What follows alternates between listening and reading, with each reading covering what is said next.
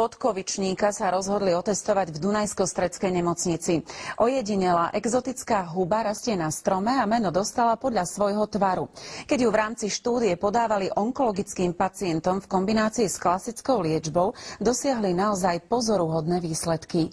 Liečivé huby prežívajú svoju renesanciu, prekročili už aj prah onkologickej ambulancie v Dunajskej Strede. Boli sme si vedomí, že netestujeme liek, ale doplnok stravy. Ani zúčastnení 40 onkologickí pacienti, ani lekári v čase trvania 13-týždňovej štúdie nevedeli, ktorá skupina pacientov dostáva výťažok z podkovičníka, ktorá len zámerne neúčinné liečivo. Samozrejme, že hneď som to prijal, lebo chcel som, aby som sa uzdravil. Pán Ferenc je spisovateľ, zhubný nádor na krku mu úplne zmenil život. Chemoterapiou a žiarením sa ho podarilo zmenšiť, ale nedal sa vyoperovať.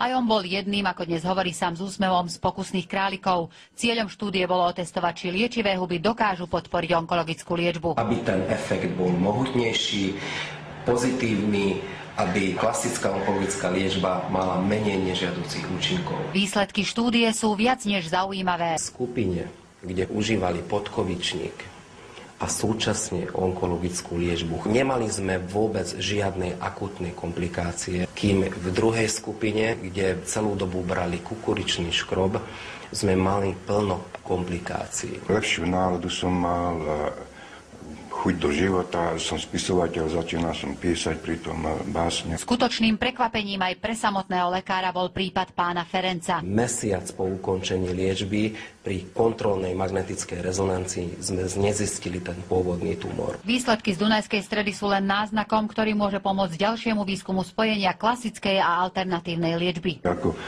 by som dostal do daru život. Z Dunajskej Stredy pre televíziu JOJ. Drahu Dobrovičová.